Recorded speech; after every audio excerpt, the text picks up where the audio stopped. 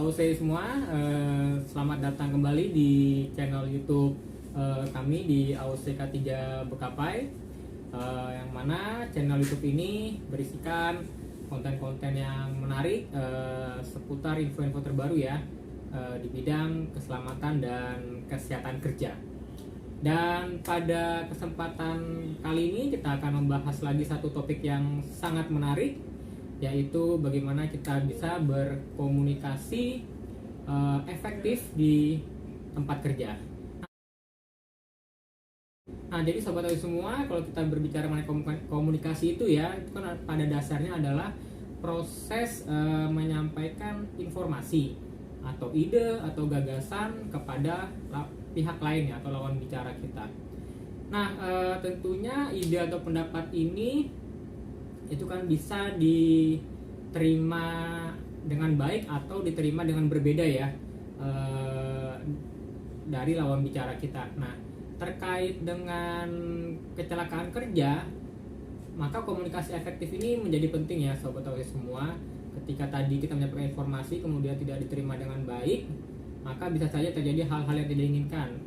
Contohnya misalnya kita memberikan informasi, tolong dong misalnya dioperasikan valve yang ini, tapi ternyata dioperasikan valve yang berbeda. Nah, itu bisa menjadi suatu kerugian ya atau dampak yang buruk ketika terjadinya misinformasi hal seperti itu. Nah, apa sih komunikasi efektif itu? Jadi komunikasi efektif itu adalah ketika pesan yang disampaikan itu dapat diterima dengan baik oleh lawan bicara kita. Jadi tidak ada berbeda persepsi ya, tidak ada distorsi makna seperti itu. Nah, sobat AOC semua, kita sekarang sudah kedatangan narasumber Pak Detrik. Beliau adalah seorang ekspertis di bidang logistik dan sudah sangat berpengalaman sekali ya pastinya di dalam dunia kerja. Terima kasih Pak Detrik sudah bersedia bergabung di channel YouTube kami. Sama-sama. Apa kabarnya Pak Detrik? Alhamdulillah baik. Nah, sehat ya Pak. Oke, jadi Pak Detrik, pada kesempatan kali ini kita akan berbincang-bincang ya mengenai bagaimana kita bisa berkomunikasi dengan baik atau dengan efektif di tempat kerja. Nah, mungkin yang akan saya tanyakan dulu nih, pertanyaan pertama saya ini buat Pak Detrik. Mungkin bisa dijelaskan nih buat kita semua, kira-kira apa sih dampaknya kalau misalnya terjadi ya tadi kegagalan komunikasi di tempat kerja? Ya, baik. Kegagalan berkomunikasi di tempat kerja, kalau di tempat kita sebenarnya kita ngambil yang paling kritikal saja gitu ya. Salah satunya yang paling kritikal itu adalah timbulnya kesalahpahaman. Timbulnya kesalahpahaman ini bisa memicu sebuah disinformasi gitu ya.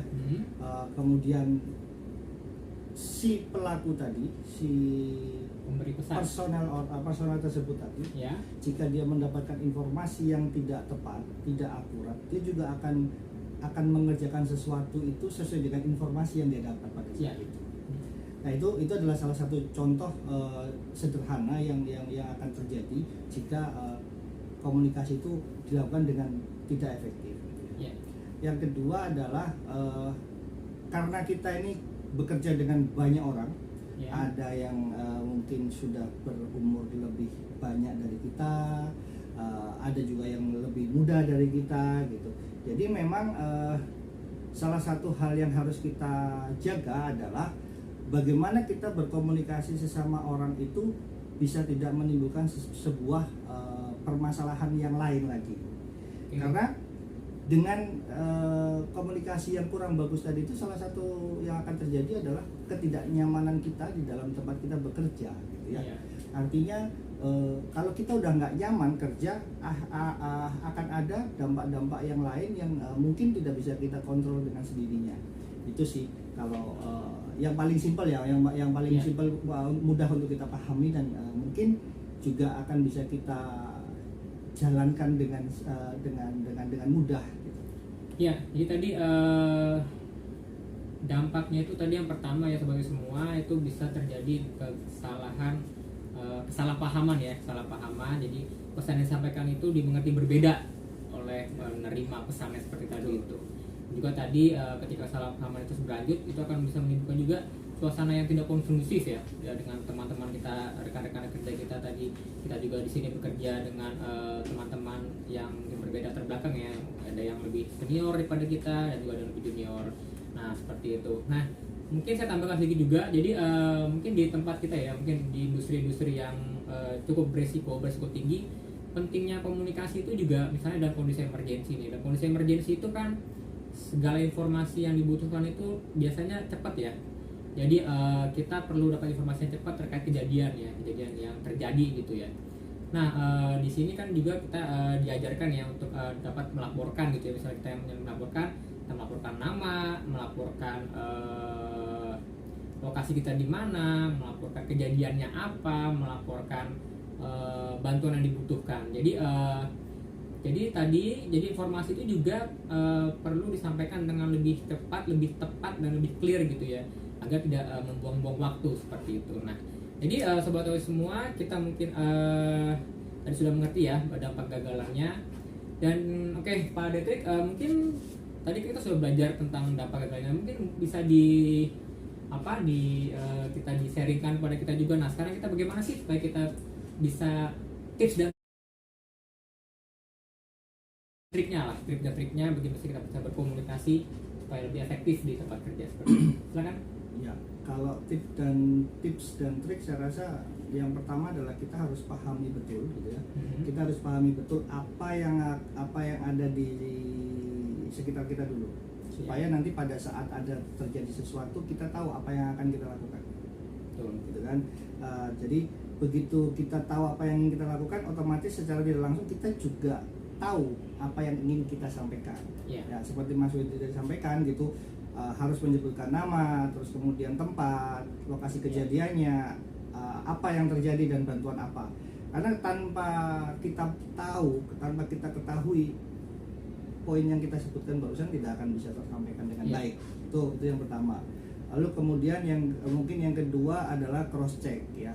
Cross check pada saat kita menyampaikan berita, pada saat kita menyampaikan informasi, itu setelah kita sampaikan semuanya, minta lawan bicara kita untuk melakukan cross check atau menyampaikan ulang kepada kita apa yang sudah kita sampaikan tadi, supaya terjadi double check antara yang menyampaikan dan kemudian yang menerima informasi tersebut gitu ya.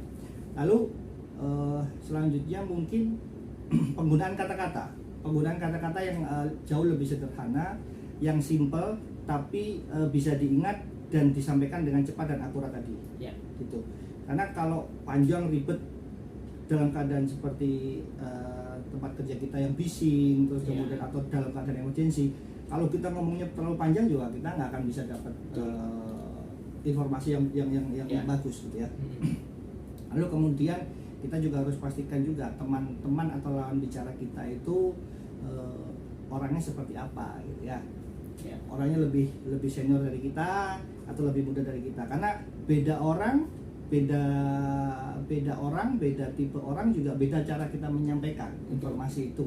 Kenapa? Karena banyak orang yang kita menyampaikan dengan sederhana pun juga kadang-kadang masih belum bisa diterima dengan baik gitu ya. Jadi kita harus pahami dulu lawan bicara kita itu seperti apa. Mungkin itu kali ya yang bisa dipakai untuk tips dan triknya seperti itu. Ya, jadi pada intinya bagaimana supaya pesan kita tuh nyampe, informasi yang kita ingin sampaikan tuh sampai dengan baik dan benar, dengan tepat, efektif di tempat kerja kita dengan lawan bicara kita. Tadi sudah dijelaskan ya tips dan triknya. Mudah-mudahan kita bisa memahaminya dengan baik dan dapat bisa kita aplikasikan di tempat kerja kita dimanapun ya, nggak hanya di sini, mungkin tempat lain juga seperti itu. Oke, mungkin itu saja ya yang bisa kita diskusikan pada malam hari. Oh, satu lagi saya lupa. Dan kita juga di tempat kerja itu punya media-media atau event-event yang bisa kita ikutin ya. terkait untuk bisa kita mendapatkan informasi terkait keselamatan kita misalnya kita bisa mengikuti kegiatan-kegiatan HSE meeting, kita bisa mengikuti kegiatan-kegiatan safety talk atau safety stand down, atau ada sekali-kali kunjungan dari manajemen ya. Jadi informasi-informasi mengenai keselamatan juga ada event-event yang bisa kita ikuti, yaitu sangat baik untuk kita dapat ikuti juga. Nah, jadi sobat-sobat AOC semua, sekali terima kasih kami ucapkan, terus dukung ya channel kami ini supaya dapat terus berkembang, dapat memberikan info-info terbaru, update terbaru terkait tentang informasi ketiga. Kami juga mengucapkan kami ucapkan terima kasih juga kepada Pak Detrik sudah bersedia bergabung di channel YouTube kami. Ya, mungkin sekarang kita mendengarkan closing statement ya dari Pak Detrik, silakan Pak. Ya, dengan menjalankan komunikasi efektif menjadi petunjuk penting kita untuk bekerja dengan aman dan selamat. Zero LTI, kita bisa.